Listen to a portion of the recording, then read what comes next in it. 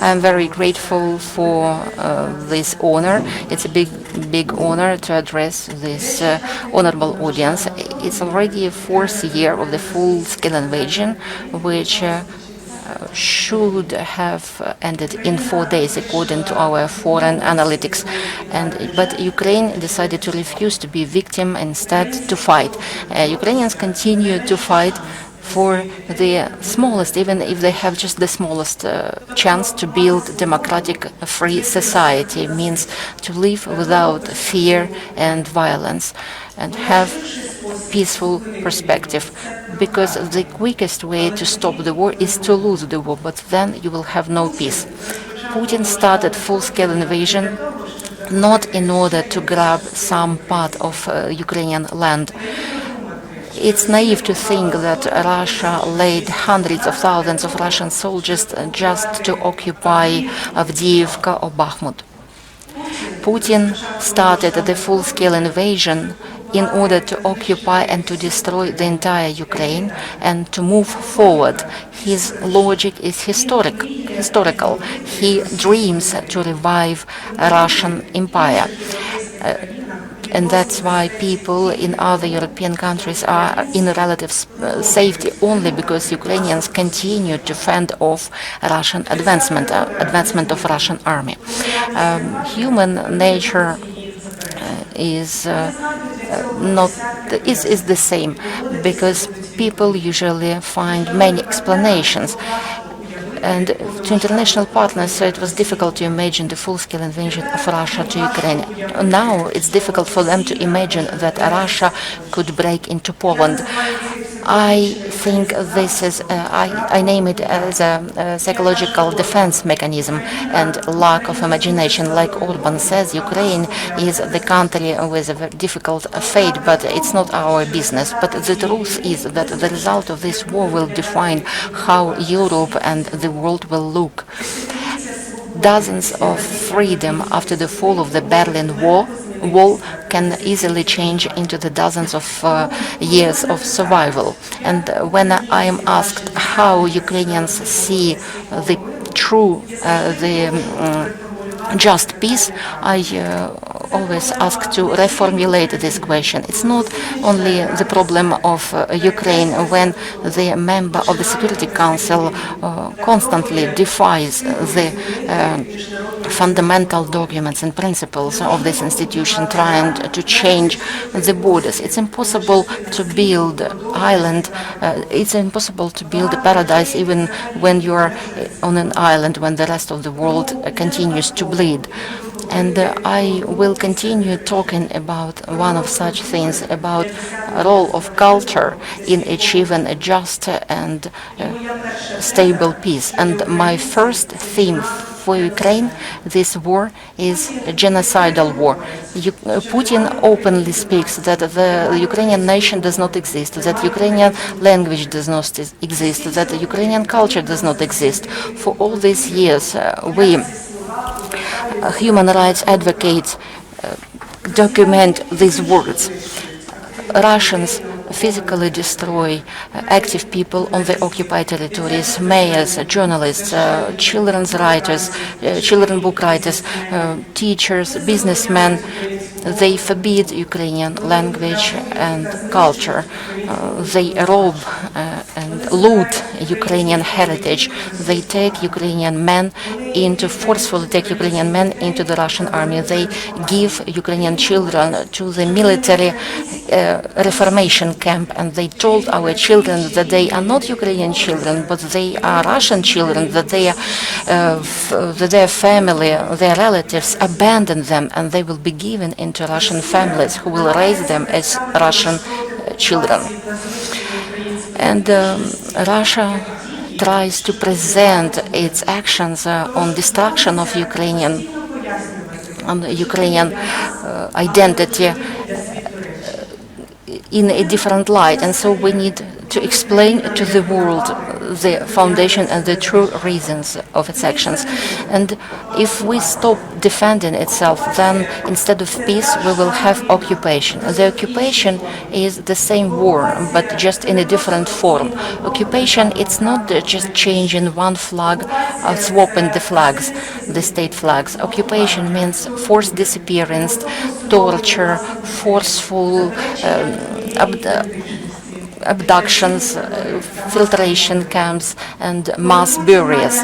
When Putin in Alaska told Trump that he will continue the war until the root causes are removed, these root causes are actually our existence. And in order to destroy national identity, you don't need to kill all representatives. You just can wipe out identity, and all the national group will disappear. That's why Russia now consciously use violence at such level, so that the only way to rescue would be to submit. And so another psychological mechanism is being launched, the identification with aggressor, when in order to survive you need to convince yourself that you are together with them, because it's better to be an executor rather than a victim of an executor. And so we cannot stop resisting Russian violence, because if Russia occupies Ukraine, we will stop existing. The countries who get tired to prove their identity disappear. My second thesis is that this war is changing the perception of Ukrainians in the world. Every nation is a narrative about themselves, but for a few centuries Ukrainians have been living in the shadow of Russian Empire. Empire is not only about lands, resources and people, it's about the awareness about how we talk about each other. It's about the right to give names to things. And we started this war as a society without context. People in other continents knew about this part of the world only that there is Russia here, and the problem is that our country, the history of our country was not written by us, and I still get questions whether it's true that Ukrainian language is the same as Russian, and I often refer to the Tika picture painting in the Metropolitan Museum, and the name is Russian Dancers. However, the girls were embroidered blouses, and for many years Ukrainian artists and art historians were asking to add a note with an explanation under this painting, but no one paid attention, and only after the full-scale invasion the Metropolitan Museum changed the name of the painting. Now it's called Dancers in Ukrainian Clothes. Maybe the administration of the museum still thinks that they are Russian dancers wearing Ukrainian clothes, but still it's an important step forward. Ukraine is reappearing in the mental map of the world. However, it's happening with a high price, with a high cost, and we show that the agency of a country is not measured with readiness to the war or possession of nuclear weapons, but the readiness to fight and to preserve its own identity without indoctrinating children like Russians do. The freedom to have a democratic choice has the possibility to build a country where rights of every person are protected, the authorities are accountable and controlled, and the police do not beat young people who manifest. At the same time, we can see that the interest towards Ukraine is gradually going down, and it's natural. It's not the only hotspot on the planet. The military activity activities in Sudan last for over 20 years. Millions of women in Afghanistan are forbidden to talk in the presence of men. Third part of all the imprisoned writers in the world are located in China, in Chinese prisons, and right now many people in different countries of the world are fighting for their freedom and human dignity. And the world media cover only some of them, the minority of them. However, if Ukraine is only perceived through the prism of war crimes, and Russia is always perceived through the lens of its big culture, we will fail. And the photos of drama theater in Mariupol can be replaced by other photos, but we can be interesting even not focusing on the tragedies. The third thesis is that culture legitimizes the state. Culture as an autonomous event appeared relatively not so long ago. Before that, the culture was servicing monarchs and strengthening them. The process of distancing culture from the authority lasted for several centuries. For some reason, now the culture is often considered apart from politics. However, before it meant that the art was not servicing the elites.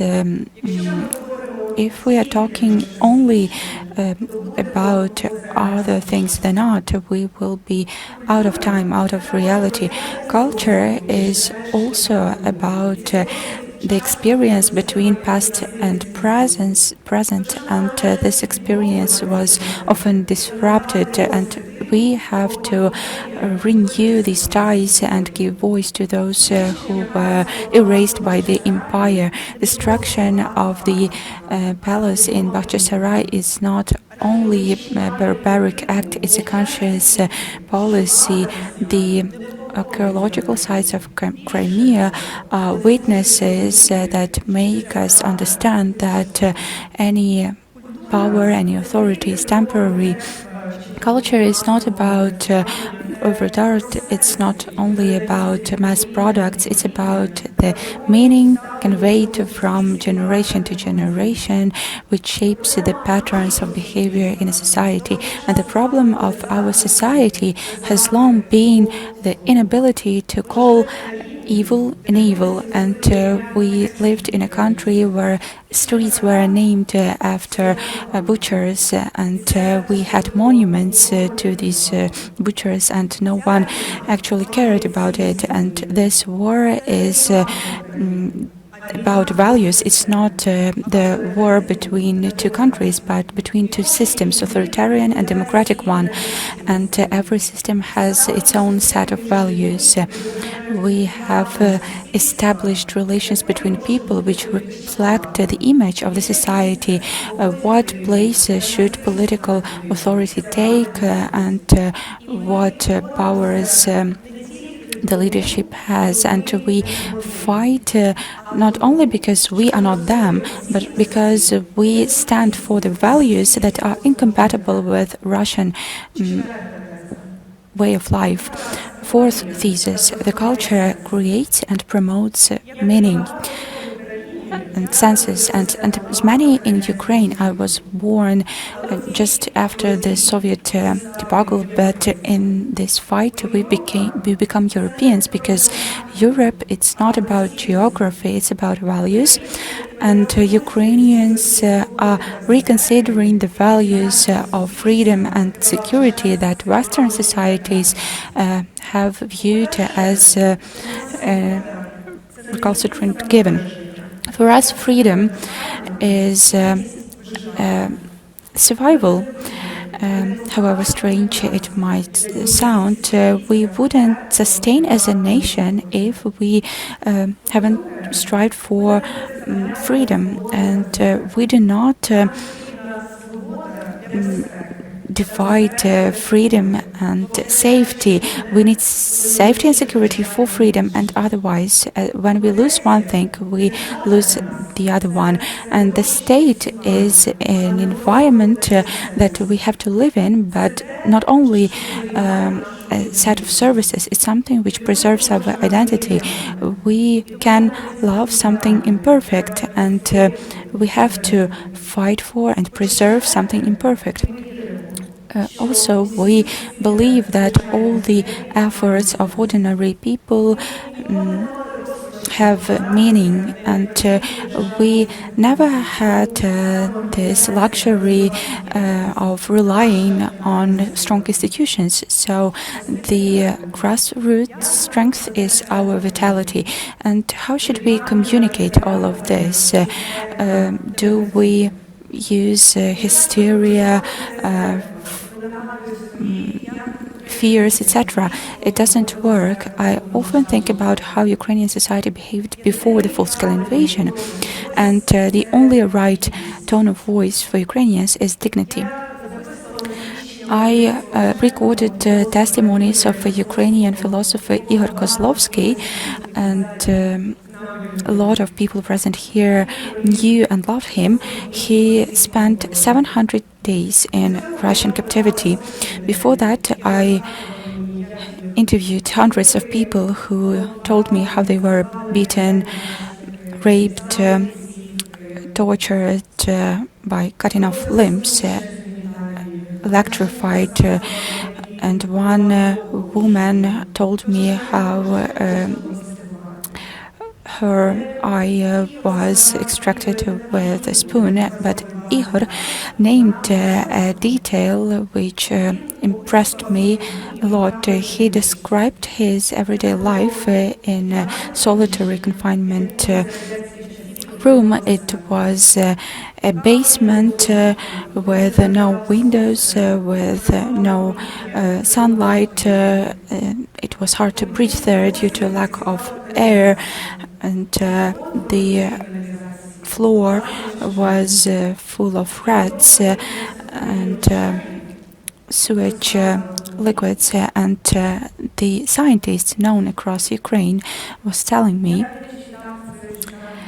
how he was given lectures of philosophy to the rats just to hear the voice of a human.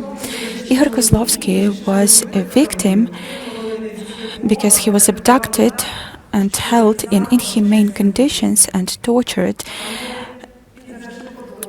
And finally he had to learn to walk again, but he kept repeating that this experience was not a reason for him to perceive himself as a victim, because the essence of our existence is dignity, and dignity is about acts.